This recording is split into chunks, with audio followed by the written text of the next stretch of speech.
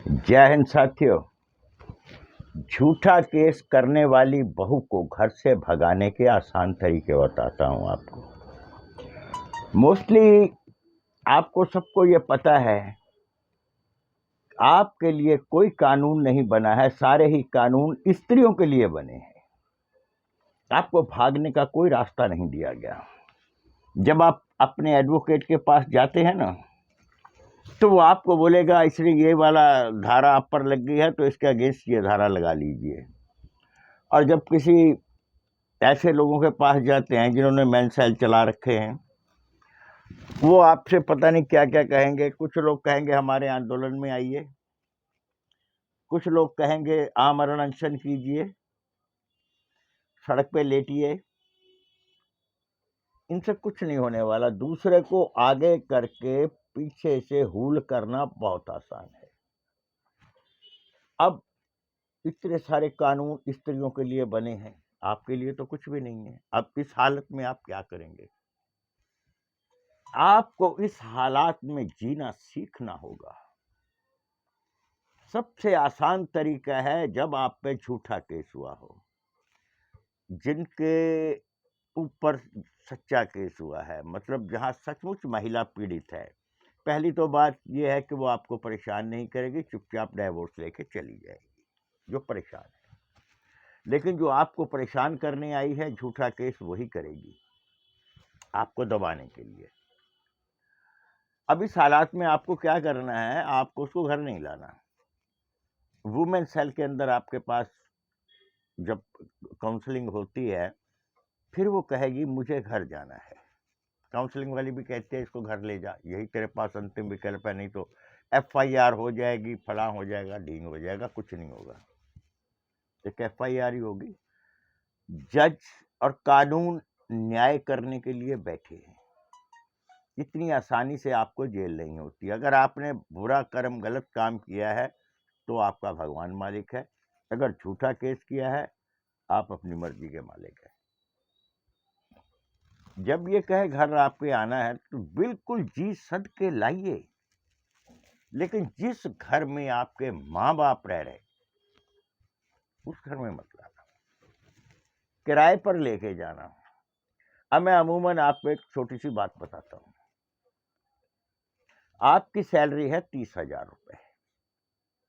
इसका जो तीसरा हिस्सा है वो आपके माँ बाप का बनता है।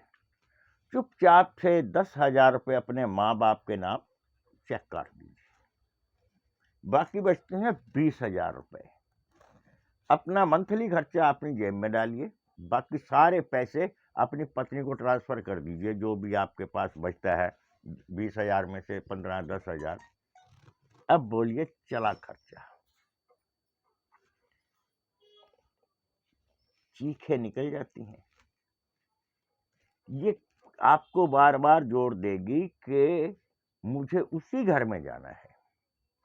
जब उस घर में इसकी नहीं बनती, सास ससुर इसको बुरे लगते हैं, जेठ जेठानी या देवर बुरे लगते हैं, उस घर में ले जाने का कोई औचित्य नहीं है। चलिए मान लेते हैं वो नहीं आती है, आएगी भी नहीं वो, क्योंकि उसको आपके घर सबसे कमजोर है। उसके कानूनों के दायरे में पूरा घर आता है। जब आप अकेले लेके आ जाते हैं, आप 80% अपने आप को सिक्योर कर लेते हैं। अकेला बच्चा लड़ लेता है, वो डरता तब है जब उसके माँ बाप, भाई बहन इन्वॉल्व होते हैं। मान लीजिए वो आपके पास आ गई, अपने माँ बाप को उसका तीसरा हक पूरा दीजिए। आपके माँ बाप भी खुश, और वो पत्नी जो अलग रहने के बड़े मूड में थी ना, होश ठिकाने आ जाएंगे कि घर कैसे चलाना है। शांत रहिए, उसको चलाने दीजिए। वो जो 10,000 रुपये आप अपने माँ बाप को देते हैं, अगर आप उनसे 2-4 हजार रुपये मांगेंगे, 5,000, 10,000 भी मांगेंगे, वो आपको दे देंगे। अपना मौज कीजिए। लेकिन अपने माँ बाप को 10,000 रुपये अपनी 30,000 की सैलरी में से अवश्य दीजिए। ये हमारा कानून कहता है, जो बच्चों को नहीं पता। अगर आपके माँ बाप समर्थ हैं, तो वो पुनः अपने माँ बाप से वो पैसों को लेकर के आप अकेले अपने ऊपर खर्च सकते हैं। अगर मान लीजिए वो नहीं आती कि केस ही करना है मुझे, थोड़ा सा धैर्य रखें, घबराएं नहीं। जिस समय इससे सबूत मांगे जाते हैं, सबसे पहले इसे भागने के लिए इसी का ही वकील बोलेगा, अब भाग जा, अब कुछ नहीं होगा, सबूत तो कोई है नहीं है। अब तू, ये एक दंडनीय अपराध है अगर आप कानून को या किसी पुलिस को झूठ बोलकर किसी के बरखिलाफ मुकदमा दायर करते हैं। हमारे कानून में इसका प्रावधान है कि ऐसे पुरुष स्त्री को दंड दिया जाए। अब उस दंड से बचने के लिए ये आपके आगे हाथ पैर जोड़ेगी, मुझे एक बार घर घुसा लो। उससे पहले जब आपका केस चल रहा है, उससे पहले कि अपने रिश्तेदारों को या पुलिस को लेके आपके घर में जबरदस्ती आए, एक डिग्री होती है इंजेक्शन करवाना। अपना कोर्ट से इंजेक्शन करवा लीजिए, जब तक केस चलेगा ये आपके घर में एंट्री नहीं कर सकती। जैसे ही वो इंजेक्शन आपको कोर्ट से मिल जाता है, तो जब तक केस चलेगा भाई, जब तक तो तुम सुरक्षित हो।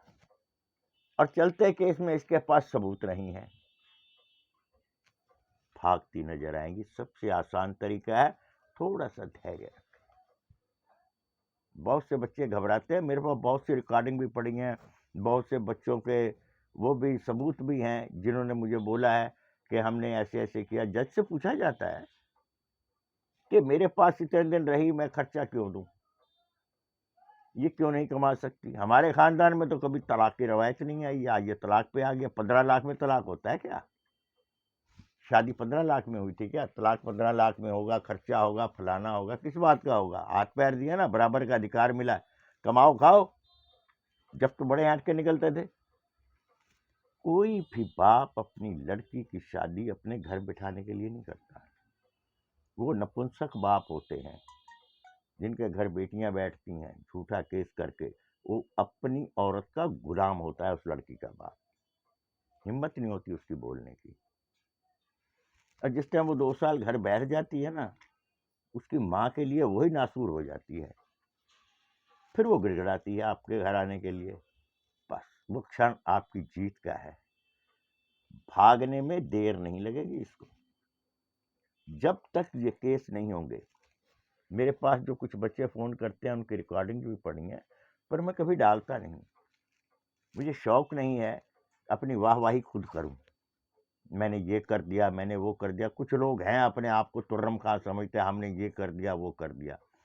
और मेरा मिशन एक ही है, जब कानून ही नहीं है तुम्हारे लिए, कोई तुम्हारी हेल्प नहीं करेगा। मेरा मिशन है आपको सबल बनाना, आपके दिमाग के ऊपर डर की चढ़ी हुई परत को हटाना। यही मेरा मिशन है।